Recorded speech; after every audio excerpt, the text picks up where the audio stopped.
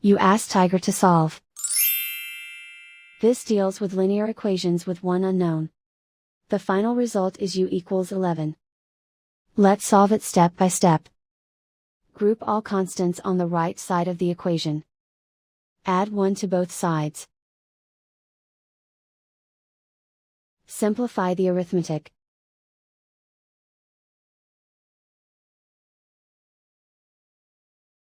Isolate the u. Divide both sides by 7. Simplify the fraction. Find the greatest common factor of the numerator and denominator. Factor out and cancel the greatest common factor.